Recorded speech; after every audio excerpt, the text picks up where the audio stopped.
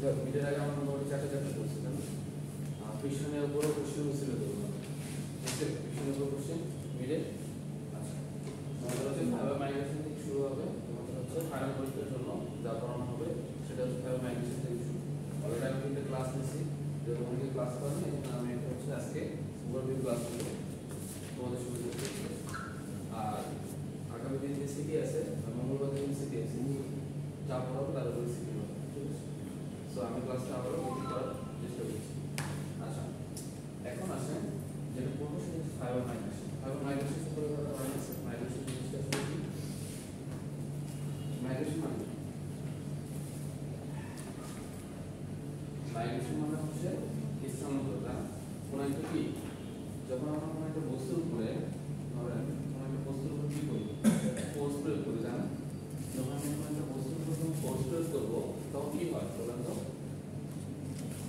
জায়গা পরিবর্তন হয়। ইনিশিয়াল অবস্থা যেখানে ছিল, যখন একটা বস্তুর উপর বল প্রয়োগ করা হলো, জায়গাটা পরিবর্তন হলো। তার পরিবর্তন তো হয়, মানে একটা জায়গা থেকে আরেকটা জায়গায় পরিবর্তন হয়। অর্থাৎ আমরা ক্রিকেট বল কি করি, ব্যাট যখন সোজা আঘাত করে তখন কি হয়? ছয় হয়। তার আগে ছয় হয় হয় না, মানে জায়গা পরিবর্তন হয়।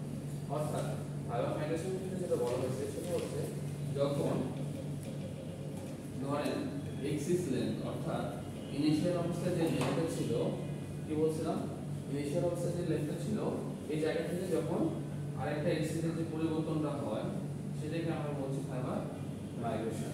অর্থাৎ ফাইবার মাইগ্রেশন বলতে বোঝানো হয় যখন কোনো একটা ফাইবারের উপরে টেনশন প্রয়োগ করা হয়। কি প্রয়োগ করা হয়? টেনশন প্রয়োগ করা হয়। যখন কোনো একটা ফাইবারের উপরে ইনিশিয়াল অবস্থায় যেখানে ছিল, যখন টেনশনটা প্রয়োগ করা হচ্ছে তখন কি হয়?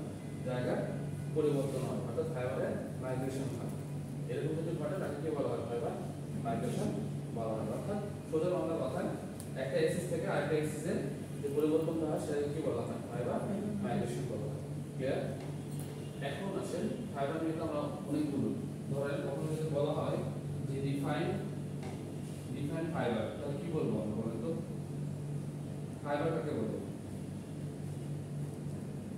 জানা আছে কারো ফাইবার কি?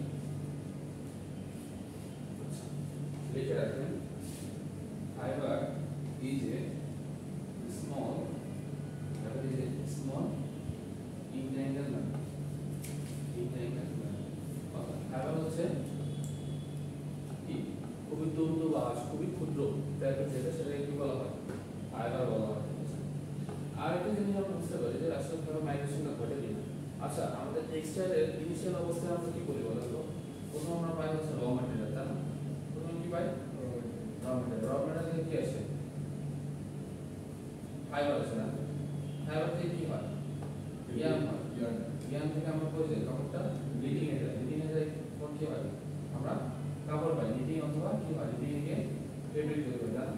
অর্থাৎ দেখো তো পুরো ইনিশিয়াল অবস্থায় কি ছিল? র ম্যাটেরিয়াল। তারপর জায়গা পরিবর্তন করছে কিনা? র ম্যাটেরিয়াল যখন কি পেয়েছি?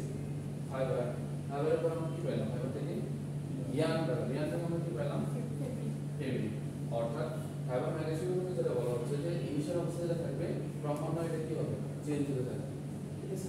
আমরা তো সরাসরি ডিরেক্টলি ফেব্রিক পাই না, কিন্তু ইনিশিয়াল অবস্থায় যে র ম্যাটেরিয়াল ছিল, তারপরে ফাইবার, তারপরে ইয়ার্ন, তারপরে লিডিং, এভাবে ক্রমান্বয়ে কি হতে থাকে? আমরা পুরো একটা ফেব্রিক পাই। এটাকে বলা ফাইবার মাইগ্রেশন। তাহলে যদি এখান থেকে প্রশ্ন আসে ডিফাইন ফাইবার, তাহলে কি বলতে হবে? Fibre is small entanglement। entanglement মানে হচ্ছে তন্তু বা আঁশ বলা হয়। ফাইবার খুবই ক্ষুদ্রতম একটি কণা, তন্তু বা আঁশ বলা হয়। ক্লিয়ার? কোন সমস্যা আছে এটা? এখন আসো ডেফিনেশনটা আমরা শেষ করলাম। এখন যেটা জানতে হবে যে ফাইবার মাইগ্রেশন কোন কোন বিষয়ের উপরে ডিপেন্ড করে। খুবই গুরুত্বপূর্ণ একটা কোশ্চেন, তোমাদের পরীক্ষার জন্য খুবই ইম্পর্টেন্ট। আচ্ছা এখন দেখেন ডিপেন্ড অন, লেখা রাখেন fibre migration depend on fibre migration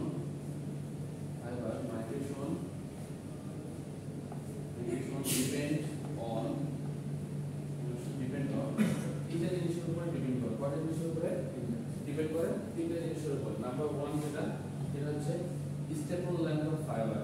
staple length of fibre. দুই নাম্বারটা হচ্ছে টেনশন, আর তিন নাম্বারটা হচ্ছে মোড অফ স্পিনিং। তিন নাম্বারটা হচ্ছে মোড অফ স্পিনিং। তাহলে আমি কি বললাম যে ফাইবার মাইগ্রেশন ডিপেন্ড অন তিনটা জিনিসের উপর। Number 1 staple length of fibre, staple length of fibre. দুই নাম্বার হচ্ছে টেনশন, আর তিন নাম্বারটা হচ্ছে mode of spinning. Mode of spinning. তাহলে আমি কি বললাম যে ফাইবার মাইগ্রেশন ডিপেন্ড অন তিনটে জিনিসের উপর ডিপেন্ড করে। নাম্বার 1 হচ্ছে stable length of fibre, number 2 হচ্ছে টেনশন, আর নাম্বার 3 কি মোড অফ স্পিনিং। ঠিক আছে, এখন আরেকটা বিষয় জানতে হবে, সেটা হচ্ছে এই স্টেবল লেন্থের সাথে ফাইবার মাইগ্রেশনের কোনো সম্পর্ক আছে কিনা। এটা মনে রাখতে হবে যে ফাইবার মাইগ্রেশনের সাথে স্টেবল লেন্থের সম্পর্ক হচ্ছে কি সবসময় সমানুপাতিক। অর্থাৎ যদি লিখে রাখেন, হ্যাঁ, যদি স্টেবল লেন্থ অফ ফাইবার যদি বাড়ে তাহলে ফাইবার মাইগ্রেশন ইনক্রিজ হবে, ফাইবার মাইগ্রেশন ইনক্রিজ হবে।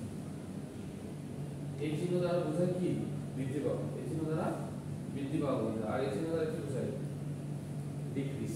মনে রাখবেন এটা মানে হচ্ছে ডিক্রিজ আর এটা মানে কি ডিক্রিজ। ক্লিয়ার? তাহলে আমি কি বললাম, স্টেবল লেন্থের সাথে ফাইবার মাইগ্রেশন সম্পর্ক কি, স্টেবল লেন্থ যদি বাড়ে ফাইবার মাইগ্রেশনটা বাড়বে। ক্লিয়ার? যদি স্টেবল লেন্থ কমে তাহলে কি হবে, ফাইবার মাইগ্রেশন কমবে। দুই নম্বর হচ্ছে টেনশন, টেনশনের সাথে সম্পর্ক সেম ফাইবার মাইগ্রেশন। অর্থাৎ টেনশন বাড়লে ফাইবার মাইগ্রেশন বেশি হবে, টেনশন কমলে ফাইবার মাইগ্রেশন কম হবে।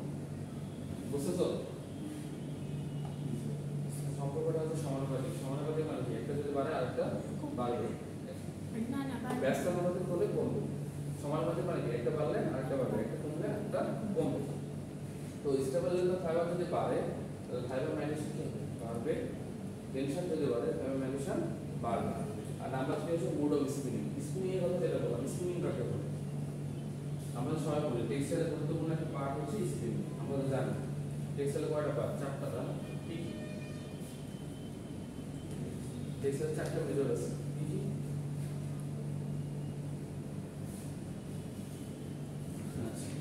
নাম্বার 1 যেটা সেটা হচ্ছে ইয়ার্ন ম্যানুফ্যাকচারিং। ইয়ার্ন ম্যানুফ্যাকচারিং যেটাকে কি বলা হয়, যেটাকে বলা হয় স্পিনিং। যেটাকে কি বলা হয় স্পিনিং। 2 নম্বরটা কি বলা হয় ওয়েট প্রসেসিং। তাহলে কি টেক্সটাইলের 4টা পার্ট, একটা হচ্ছে ইয়ার্ন ম্যানুফ্যাকচারিং, 2 নম্বরটা ওয়েট প্রসেস, 3 নম্বরটা হচ্ছে অ্যাপারেল ম্যানুফ্যাকচারিং, আর একটা কি 4 নম্বরটা হচ্ছে ফেব্রিক ম্যানুফ্যাকচারিং। ঠিক আছে, টেক্সটাইলের কয়টা পার্ট, 4টা। একটা হচ্ছে ইয়ার্ন ম্যানুফ্যাকচারিং যেটাকে আমি স্পিনিং বলি, নাম্বার 2 কি বললাম wait processing engineering technology. Final ইয়ারে যাওয়ার পরে এই 4টা সাবজেক্ট আমাদের লেভেল থাকে, যার যেটা পছন্দ সেটা নিতে হবে। যেমন জানা দরকার টেক্সটাইলের 4টা পার্ট, একটা হচ্ছে কি ইয়ার্ন ম্যানুফ্যাকচারিং যেটাকে বলা হয় স্পিনিং, নাম্বার 2 হচ্ছে wet processing engineering and technology, number 3 হচ্ছে apparel manufacturing engineering and technology, 4 number হচ্ছে fabric manufacturing engineering and technology. অর্থাৎ টেক্সটাইল মূলত 4টাই পার্ট। ঠিক আছে, এই 4টা তোমাদের মেজর সাবজেক্ট অফার করা হয় লাস্ট সেমিস্টারে। ক্লিয়ার? তাহলে মোড অফ স্পিনিং কাকে বলা হয়, মোড স্পিনিং বলতে বোঝায় যে পদ্ধতিতে আমরা কি পাই ইয়ার্ন তৈরি করি সেটাকে কি বলা হয় স্পিনিং। যে প্রসেস বাই হুইচ, দেখো স্পিনিং কাকে বলে, দ্য প্রসেস বাই হুইচ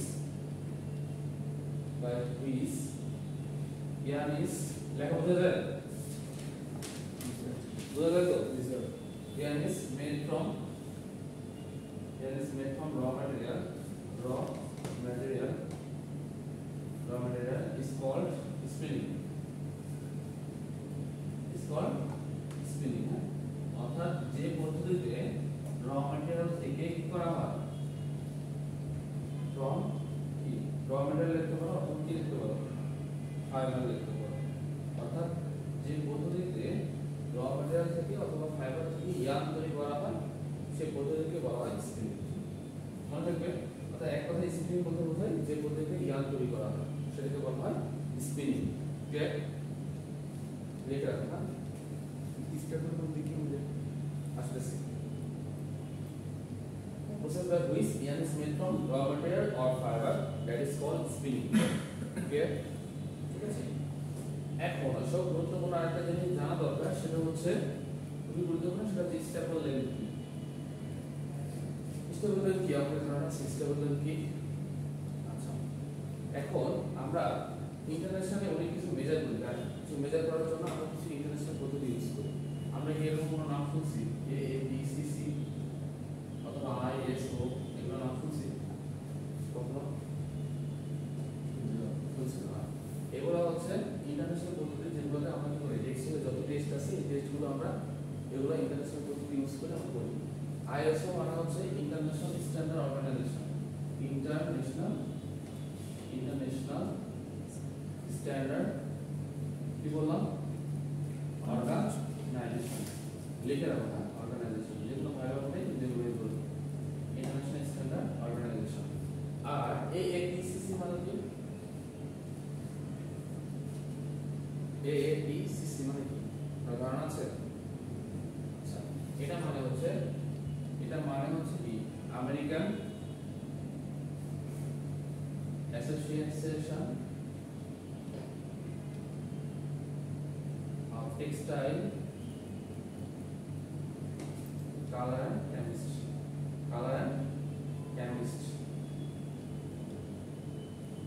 অথবা chemist and color একই কথা বুঝে দিতে পারবো American Association of Textile colour and Chemistry অর্থাৎ যতগুলো দেখবা তোমরা যখন হচ্ছে কি করবা টিটিকিউস করবা textile testing and quality control তোমাদের সাবজেক্ট থাকবে ওখানে দেখবা যতগুলো তোমার টেস্ট আছে সম্পূর্ণ মেথড কি AAP CC method AAPC method 34 but এটা লেখা থাকে এটা মানে হচ্ছে American Association of Textile colour and Chemistry যতগুলো টেস্ট করা আরেকটা মেথড হচ্ছে আইএসও মানে হচ্ছে ইন্টারন্যাশনাল স্ট্যান্ডার্ড অর্গানাইজেশন এই দুটো পদ্ধতিতে আমাদের যতগুলো টেস্ট আছে টেক্সটাইল এগুলো করা হয় ক্লিয়ার পারা যাবে একটু জিজ্ঞাসা করলে আশা করি পারবা ঠিক আছে ওইগুলো বললাম আমি বুঝিয়ে দিচ্ছি এখন আসলে স্টেপল লেন্থে আসি হ্যাঁ আচ্ছা তার আগে আরেকটা জিনিস জানা দরকার যে স্টেপল লেন্থ কিভাবে মেজার করা হয় আমরা তো জানি কি বিভিন্ন আমরা একই ইউজ করি যেমন ধরেন মিটার সেন্টিমিটার মিলিমিটার তারপর কি মাইক্রোমিটার এটা তো নাম শুনছেন না স্টেপল লেন্থ ইন্টারন্যাশনালি সবসময় কি করা হয় মিলিমিটার দিয়ে মেজার করা হয় কি দিয়ে মেজার করা হয় ইন্টারন্যাশনালি মিলিমিটার দিয়ে মেজার করা হয় তোমাদের যেহেতু ল্যাব সাবজেক্ট আছে এগুলো ছোট ছোট কোশ্চেন কিন্তু থাকে যে স্টেপল লেন্থ ইন্টারন্যাশনালি কি দিয়ে মেজার করা হয় মিলিমিটার কি দিয়ে মেজার করা হয় মিলিমিটার মনে করা থাকে ঠিক আছে এগুলো বুঝতে তোমরা এগুলো হচ্ছে আচ্ছা না হলে বলো আমরা তাহলে কি বললাম বলেন তো স্টেপল লেন্থ কি দিয়ে মেজার করা হয় মিলিমিটার দিয়ে ইন্টারন্যাশনালি মেজার করা হয় ক্লিয়ার এখন আসেন স্টেপল লেন্থ জিনিসটা কি স্টেপল লেন্থ কয় ধরনের সেটা একটু জানি তাহলে ক্লিয়ার হয়ে যাবে স্টেপল লেন্থ কয় ধরনের স্টেপল লেন্থ হচ্ছে কয় ধরনের 4 ধরনের এক নাম্বার 1 যেটা সেটা হচ্ছে শর্ট স্টেপল লেন্থ দুই নাম্বারটা হচ্ছে মিডিয়াম স্টেপল লেন্থ নাম্বার 3 হচ্ছে লং স্টেপল লেন্থ নাম্বার 4 হচ্ছে extra long staple length clear staple length কয় ধরনের 4 ধরনের নাম্বার 1 হচ্ছে শর্ট স্টেপল লেন্থ নাম্বার 2 হচ্ছে মিডিয়াম স্টেপল লেন্থ নাম্বার 3 হচ্ছে লং স্টেপল লেন্থ নাম্বার 4 হচ্ছে এক্সট্রা স্টেপল লেন্থ এখানে একটা বিষয় যে এখন যেটা ও কথা বললো যে স্টেপল লেন্থ কিভাবে বুঝবো শর্ট স্টেপল লেন্থ চেনার উপায় হচ্ছে less than 25 মিলিমিটার যে ফাইবারের আকার 25 মিলিমিটারের থেকে ছোট সেটাকে বলা হয় short staple length medium staple length বলা হয় 25 মিলিমিটার টু 30 মিলিমিটার অর্থাৎ মিডিয়াম স্টেপল লেন্থ তাকে বলা হচ্ছে যার আকার হচ্ছে 25 থেকে 30 মিলিমিটার নাম্বার 3 হচ্ছে লং স্টেপল লেন্থ কিন্তু হচ্ছে 30 মিলিমিটার থেকে 37 মিলিমিটার অর্থাৎ যে ফাইবারের আকার 30 মিলিমিটার থেকে 37 মিলিমিটার সেগুলোকে বলা হয় লং স্টেপল লেন্থ আর নাম্বার 4 হচ্ছে এক্সট্রা লং স্টেপল লেন্থ সেটা হচ্ছে ওভার 37 মিলিমিটার 37 মিলিমিটার যতই হচ্ছে হ্যাঁ যত উপরে হোক না কেন সেগুলোকে বলা হয় extra long staple length clear দেখতে ক্লিয়ার বোঝা যাবে স্টেপল লেন্থ বোঝার মানে বোঝানো হয় যে ফাইবারের আকার কতটুকু অর্থাৎ যেটা বলা হয় less than 25 মিলিমিটার সেটাকে বলা হয় শর্ট তারপর 25 থেকে 30 মিডিয়াম 30 থেকে 37 লং আর এক্সট্রা লং কত ওভার 37 ক্লিয়ার করা যাবে এগুলো কিন্তু সিডিতেও থাকবে হ্যাঁ তো এগুলো যেন ভুল না হয় এগুলো যেন কি স্লাইড লাগে না স্যার আমি যদি কোনো বলতে পারি তখন স্লাইড ছাড়া বলতে পারবো সেজন্য কি করতে হবে ক্লাস করতে হবে হ্যাঁ আচ্ছা এখন আসো মেকানিজম জানা দরকার না মেকানিজম বলতে কি বোঝানো হয় বলেন তো মেকানিজম বলতে কি বোঝানো হয়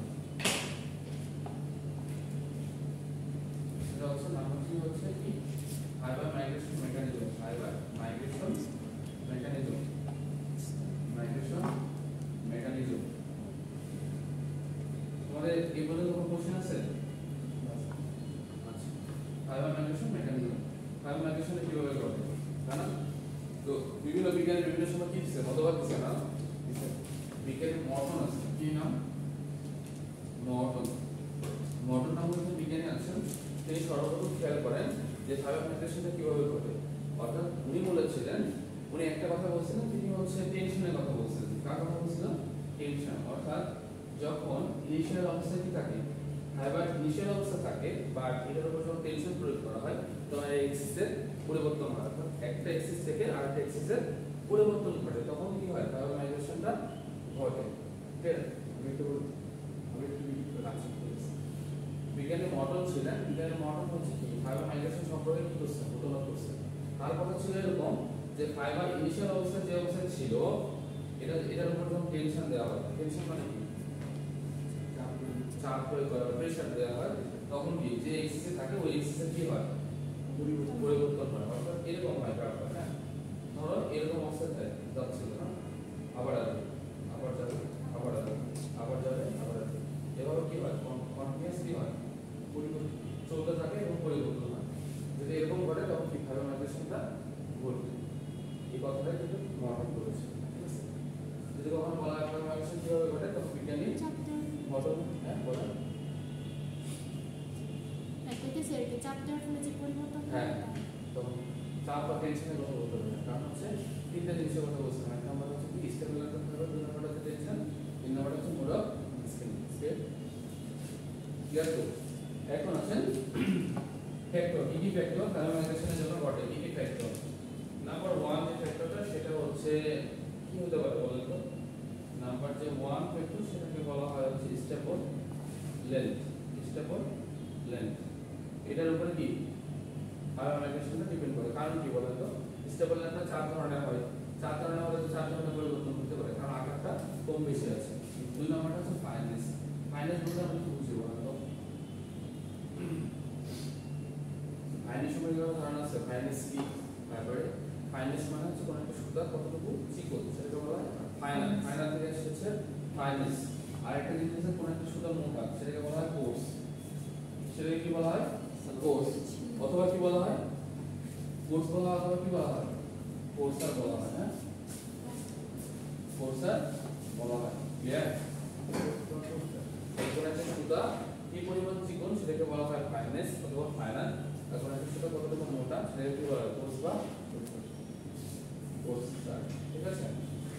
এখানে আরেকটা জিনিস জানা দরকার, এখান থেকে আমরা কাউন্টটাও শিখে করি। হ্যাঁ, গত ক্লাসে আমরা বলছিলাম তোমাদের আগে কাউন্ট কি বুঝলাম, কি কাউন্ট বলতে কি বলে? এর মধ্যে আসছিল কাউন্ট। কাউন্ট কি? স্যার সুতার হচ্ছে এটা কি বলেন? স্যার যে কাউন্ট করা হয় না কত না, আচ্ছা ভুলে আসছি। কাউন্ট হচ্ছে লিখে রাখেন, কাউন্ট হচ্ছে numerical expression.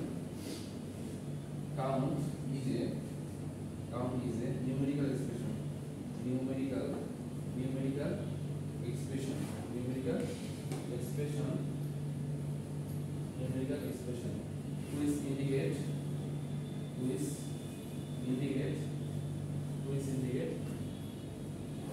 the yarn is fine or coarse.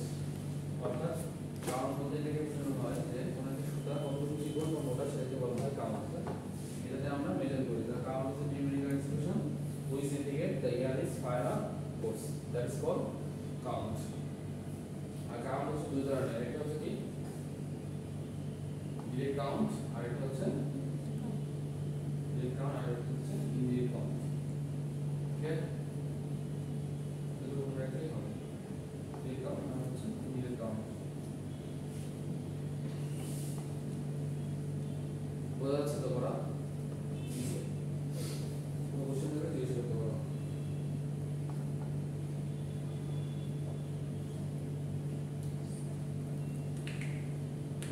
যা করাচ্ছে এগুলোর উপরে শিখি। নিউমেরিক্যাল মানে ভ্যালু নির্দেশ করা, নাম বেশি করা, যেমন এরকম আছে বললাম না কাউন্ট কয় ধরনের, দুই ধরনের, ডিরেক্ট কাউন্ট আর হচ্ছে ইনডিরেক্ট কাউন্ট। আমরা সবসময় এরকম লিখি, হ্যাঁ, কাউন্ট ডিএস দ্বারা প্রকাশ করা এরকম। এটা মানে কি, যেমন হলো 20 কাউন্ট, 20 কাউন্ট। এখন প্রশ্ন হতে পারে যে এসটা কি স্যার? এস হচ্ছে ইংলিশ কাউন্ট, এস মানে হচ্ছে কি ইংলিশ কাউন্ট, হ্যাঁ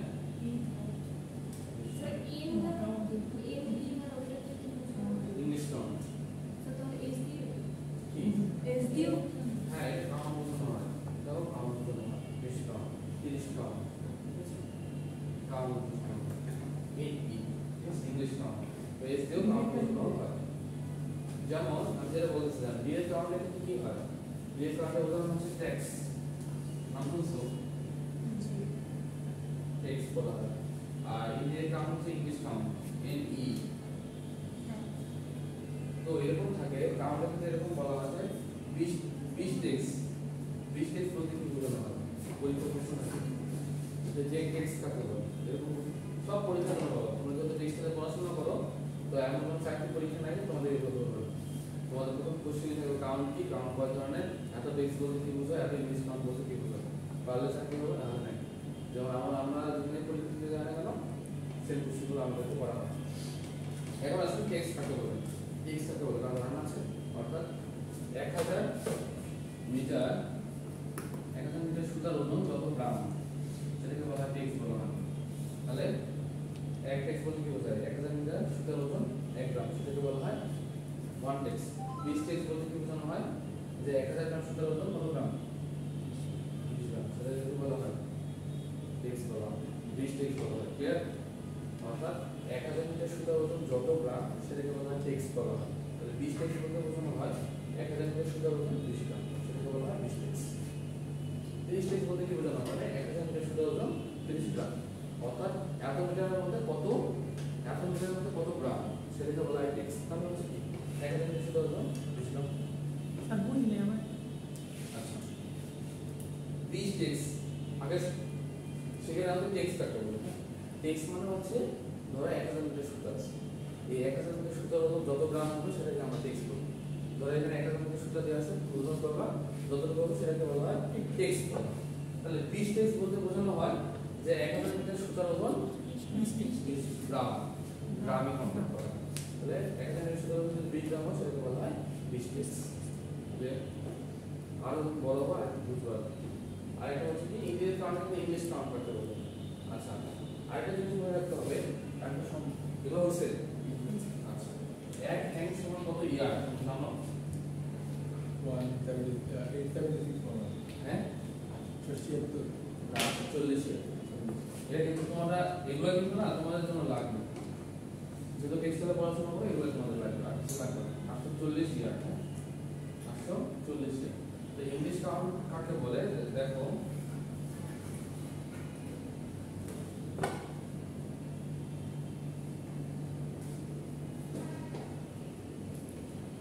এলবি তে কি বলা হয় বলো তো, এলবি মানে হচ্ছে পাউন্ড, এলবি মানে হচ্ছে পাউন্ড, এলবি মানে হচ্ছে পাউন্ড। অর্থাৎ দেখো এখন যদি বলি ইংলিশ কাউন্ট, হ্যাঁ 20 এনই, এনই মানে হচ্ছে ইংলিশ কাউন্ট, এনই মানে কি ইংলিশ কাউন্ট। তাহলে 20 এনই বলতে কি বোঝানো হয়, এখন আমি আগে দেখি ইংলিশ কাউন্ট কাকে বলে। যেহেতু এক হ্যাং সমান 840 ইয়ার্ড, তাহলে সবসময় মনে রাখতে হবে 840 ইয়ার্ডের মধ্যে সুতার ওজন কত পাউন্ড সেটাকে বলা হয় ইংলিশ কাউন্ট। 840 ইয়ার্ডে সুতার ওজন কত পাউন্ড সেটাকে কি বলা হয় ইংলিশ কাউন্ট। এখন যদি বলা হয় 20 এনি মানে কি, এনি মানে হচ্ছে ইংলিশ কাউন্ট, 20 ইংলিশ কাউন্ট বলতে কি বোঝানো হয়, তখন কি করতে হবে 840 এর সব সময় গুণ করে দিতে হবে, ঠিক আছে, এটা মনে রাখলেই হবে। তাহলে কি বলতে হবে 840 ইনটু 20 ইয়ার্ড সুতার ওজন কত পাউন্ড,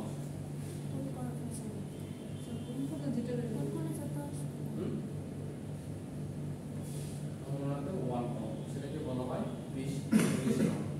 সবসময় এখানে 1 ই থাকবে, এখানে তো গুণ করে দিছি, অর্থাৎ 840 ইনটু 20 ইয়ার্ড সুতার ওজন 1 পাউন্ড, সেটাকে আমরা বলছি 20 ইংলিশ পাউন্ড। ঠিক আছে, আবার 30 ইংলিশ পাউন্ড বলতে কি 840 ইনটু 30 ইয়ার্ড সুতার ওজন 1 পাউন্ড, সেটাকে বলা হয় কিন্তু ইংলিশ পাউন্ড। এখন একটু কম কম করবা, আর একটু বড় কম হচ্ছে যখন ইয়ার করবা, যেহেতু কাউন্ট করালাম এই জন্য একটু ধারণা করলাম। যে আমরা বলছিলাম কি কি ফ্যাক্টর ডিপেন্ড করে ফাইবার মাইগ্রেশনে। তাহলে এক নাম্বারটা কি বললাম তাহলে বলছিলাম স্টেবুলেশন। স্টেবুলেশন সম্পর্কে ধারণা দিয়ে দিচ্ছি অলরেডি। দুই নাম্বারটা হচ্ছে ফাইনেস। ফাইনেস সম্পর্কে আমি কি অলরেডি ধারণা দিয়েছি। আর একটা সম্পর্ক হচ্ছে কি এলাস্টিসিটি। না এলাস্টিসিটি কি বলা হয়? এলাস্টিসিটি কি? কতটুকু প্রসারিত হয় কতটুকু টানলে প্রসারিত সেটাকে বলা এলাস্টিসিটি। তারপর একটা হচ্ছে টেনাসিটি। টেনাসিটি কি? টেনাসিটি কাকে বলে? পড়াশোনা বলা কতটুকু ফোর্স সহ্য করতে পারে টানার পর সর্বোচ্চ কতটুকু প্রেসার প্রয়োগ করে কোনো কিছুটা ছিঁড়ে যায় সেটাকে বলা হয় টেনাসিটি। এটা বলছিলাম। তারপরে বলছিলাম হচ্ছে ব্রেকিং লোড। ব্রেকিং লোড এটা কি? ব্রেকিং লোড কাকে বলে? যে জায়গায় এসে ছেড়েছে ব্রেকিং লোড মানে যে লোডে কোনো বস্তু ছিঁড়ে যায় সেটাকে বলা হয় ব্রেকিং লোড। এগুলো প্রত্যেকটাই কি করে? ফ্যাক্টর ডিপেন্ড করে ফাইবার মাইগ্রেশনের ক্ষেত্রে। ঠিক আছে? এগুলো ফ্যাক্টরের কারণে হচ্ছে ফাইবার মাইগ্রেশনটা ঘটতে পারে। এগুলো রিচার ক্লিয়ার? তো সব মোটামুটি ধারণা দিলাম। এর মধ্যে কোনো কোশ্চেন থাকলে লিখে দিতে পারো। এখন তোমাদের ক্লাস টেস্ট হবে এগুলোর উপর। হ্যাঁ, ফাইবার মাইগ্রেশনের ডেফিনেশনটা কি? ফাইবার মাইগ্রেশন ডিপেন্ড করে কোন বিষয়গুলোর উপরে? ফাইবার মাইগ্রেশন কিভাবে ঘটে, মেকানিজম, আর ফাইবার মাইগ্রেশনের ফ্যাক্টর। ঠিক আছে? স্টেবল লাইন কয় ধরনের সেই মেজারমেন্টটা, তারপর হচ্ছে ফাইনেস কি, কাউন্ট কি, আর টেক্সটাইলে কয়টা পার্ট, এই কয়টা। রস করে কি এত কিছু হ্যাঁ বলো এসএমএস সব आंसर আচ্ছা এই পর্যন্ত কোনো কোশ্চেন নেই জিজ্ঞেস করতে ব্রেক পারো। কেমন হবে না এই পর্যন্ত কোনো কোশ্চেন নেই জিজ্ঞেস করতে পারো। কোশ্চেন আছে আর আচ্ছা তাহলে তাহলে এটা একটু তুলে নাও। আর 20 ওয়াইডি ওই জায়গায় স্যার এটা ইয়ার কিছু সম্পর্ক আছে। এগুলো হচ্ছে কি টেক্সটের সাথে ম্যান্ডিকের সম্পর্ক, টেক্সটাইল জেনারেশন সম্পর্ক, এগুলো আর একটু বড় করে বুঝবো।